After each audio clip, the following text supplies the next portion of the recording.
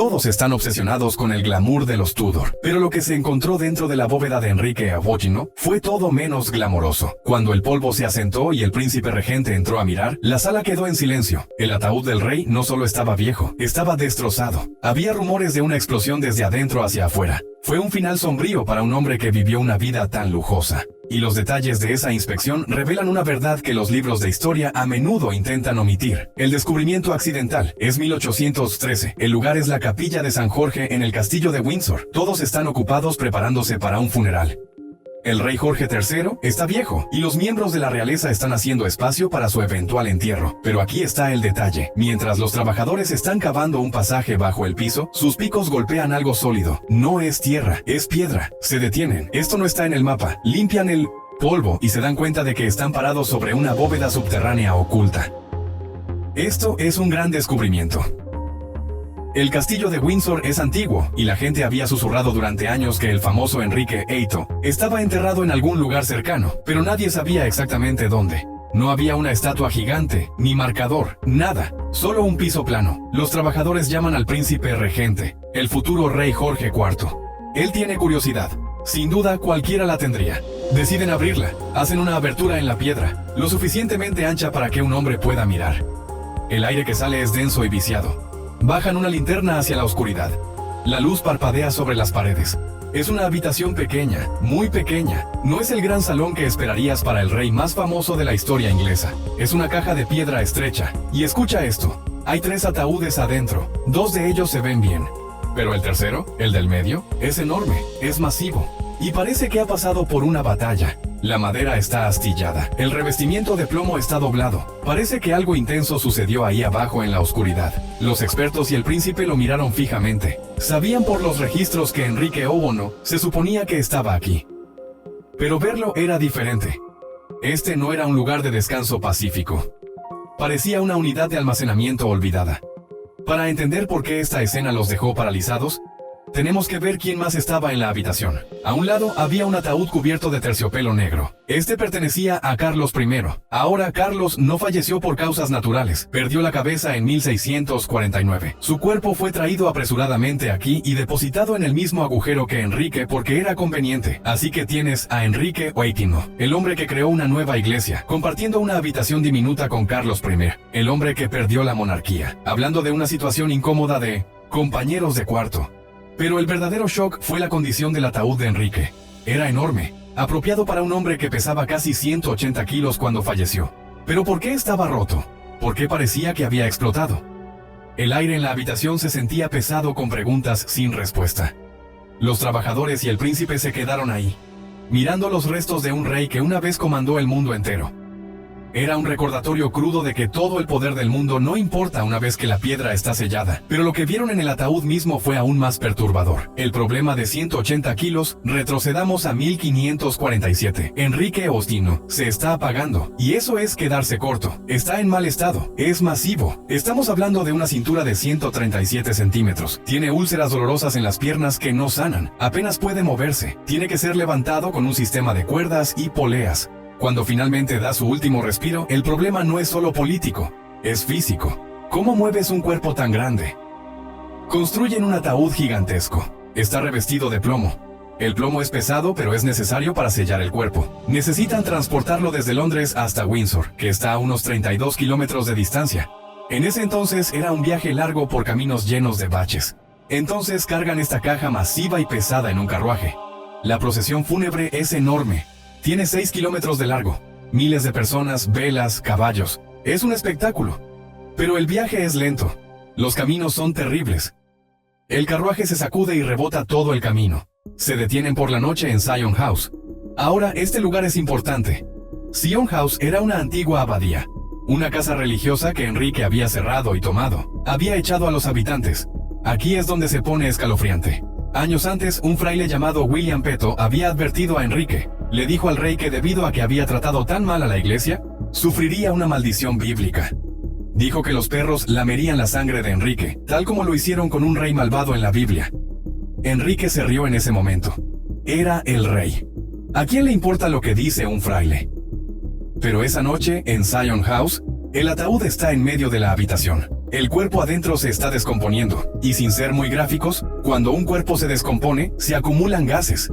Si el ataúd está sellado demasiado herméticamente con plomo, la presión no tiene a dónde ir. En medio de la noche, la gente escuchó un ruido fuerte, un crujido, un estallido. La presión dentro del revestimiento de plomo se había vuelto demasiado. El ataúd había explotado. Y escucha esto. En la mañana, cuando los plomeros vinieron a arreglar el plomo, encontraron algo que los enfermó. Fluidos se habían filtrado al piso, y debajo del ataúd encontraron a un perro callejero lamiendo el desastre. La profecía se había cumplido. El fraile tenía razón. Es el tipo de cosa que suena como un guión de película, pero fue registrado por personas que estuvieron ahí. Fue un momento horrífico. El rey, que estaba tan obsesionado con ser poderoso y puro, ahora era un desastre destrozado en el piso de una abadía que había robado. Los plomeros hicieron lo mejor que pudieron. Volvieron a soldar el plomo, arreglaron la madera, limpiaron el piso, pero el daño estaba hecho. El ataúd estaba debilitado. Esto explica por qué, cuando el príncipe regente lo miró en 1813, se veía tan maltratado. No fue solo el tiempo lo que lo rompió. Fue el propio cuerpo del rey rebelándose contra él. Es un detalle que realmente cambia cómo lo ves. Vemos los retratos del rey joven, fuerte y apuesto. Pero el final fue desordenado, fue sombrío y fue un desastre total. Después del accidente en Sion House, finalmente arrastraron el ataúd a Windsor. Lo bajaron a la bóveda. Pero incluso entonces las cosas no salieron según lo planeado. Se suponía que tendría la tumba más grandiosa de la historia. Él mismo la había diseñado. Se suponía que estaría cubierta de piedra negra y ángeles de bronce. Se suponía que sería enorme. Entonces, ¿por qué el príncipe lo encontró en un simple agujero en el suelo? La piedra negra. Todos asumen que Enrique Osinos fue enterrado en una bóveda porque quería ser humilde. Sí, claro. Humilde no estaba en el vocabulario de Enrique. La verdad es que había planeado una tumba que habría hecho que todos los demás parecieran aficionados. De hecho, robó la idea y los materiales de su viejo consejero, el cardenal Wolsey. Wolsey había encargado un magnífico sarcófago negro para sí mismo. Pero cuando Wolsey cayó en desgracia y falleció antes de que Enrique pudiera sentenciarlo, Enrique confiscó su propiedad. Enrique miró este ataúd de piedra negra y dijo: me lo quedo. Contrató escultores italianos. Planeó 142 estatuas de tamaño real. Quería candelabros de bronce de 3 metros de alto. Quería una estatua de sí mismo a caballo. Iba a ser una maravilla arquitectónica. Habría ocupado una enorme cantidad de espacio en la capilla. Pero aquí está el asunto. Falleció antes de que estuviera terminada. Cuando su hijo, Eduardo VI, tomó el poder, no tenía el dinero ni el interés para terminar el proyecto gigante del ego de su padre. Luego vino María, luego Isabel. Todas tenían sus propios problemas. Terminar una tumba súper costosa para su difícil padre no estaba alto en la lista de pendientes. Entonces, las partes de la tumba simplemente se quedaron ahí. El bronce eventualmente fue fundido y vendido para pagar guerras. Las estatuas se perdieron o se rompieron. Y ese hermoso sarcófago negro, el que Enrique robó de Wolsey, se quedó en un almacén durante siglos. En realidad es algo gracioso de una manera oscura. Enrique pasó su vida acaparando poder y riqueza, pero ni siquiera pudo asegurar su propia lápida. Pero la historia del ataúd negro no termina ahí. No se desperdició. En 1805, un famoso héroe británico falleció.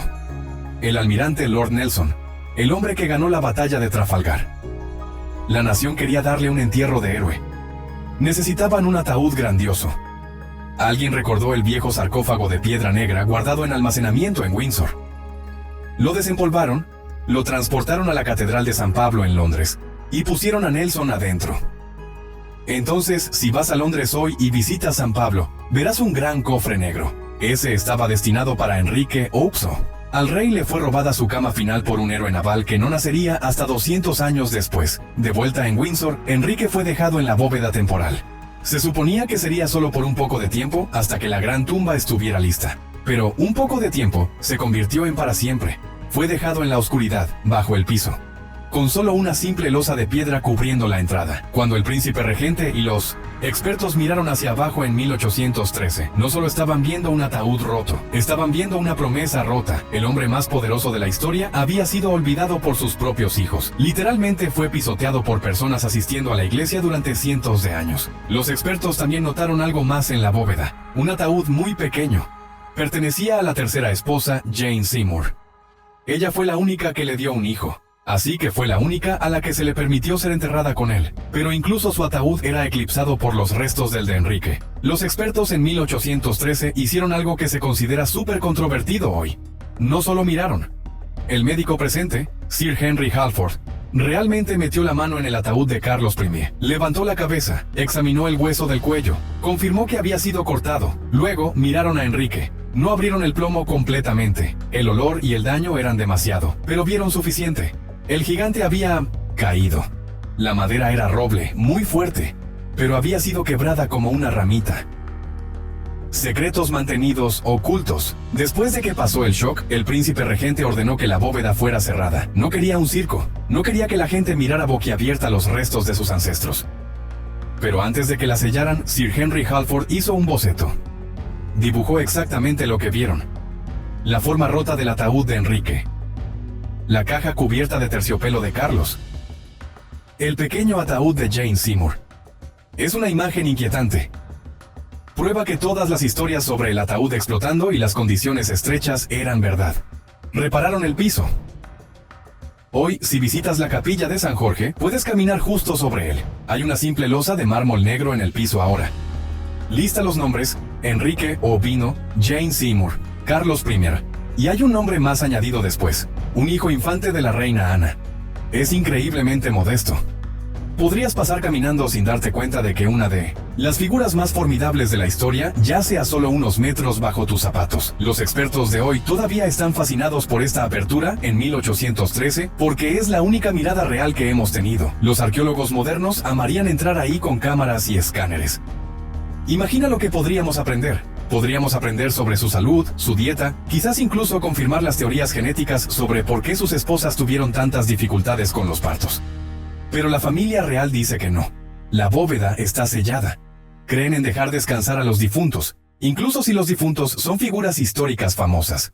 Lo que la mayoría de la gente no se da cuenta es lo apropiado que es este final. Enrique V destrozó los monasterios, destruyó las tumbas de santos porque quería su oro, no tenía respeto por los lugares de descanso de otros. Entonces es casi justicia poética que su propia tumba fue desmantelada, su ataúd fue roto y fue dejado en un agujero, abarrotado y sin adornos.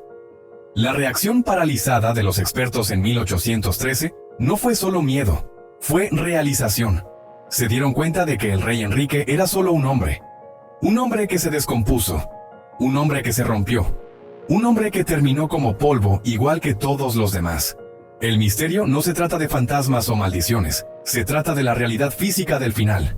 La enorme brecha entre la imagen que Enrique trató de proyectar, el rey dorado, divino, y la realidad de la caja destrozada en el sótano. A menudo pensamos en la historia como algo escrito en libros, pero en esa bóveda la historia era física, era intensa, era desordenada. Los fluidos filtrándose, la profecía de los perros, el sarcófago robado. Todo pinta una imagen de un reinado caótico que terminó en un final caótico. Entonces, cuando veas esas pinturas de Enrique parado alto y orgulloso, recuerda la imagen de 1813, recuerda la oscuridad de la bóveda, recuerda el silencio que cayó sobre los trabajadores cuando se dieron cuenta de que la caja gigante estaba aplastada desde adentro. Entonces, ¿crees que Enrique obtuvo lo que merecía? ¿O es una lástima que el rey más famoso de Inglaterra yace en una caja dañada bajo el piso? Te hace preguntarte si la profecía era real o solo una coincidencia. Si disfrutaste esta inmersión profunda en el lado oscuro de la historia, dale al botón de me gusta y suscríbete. Tenemos más misterios que descubrir.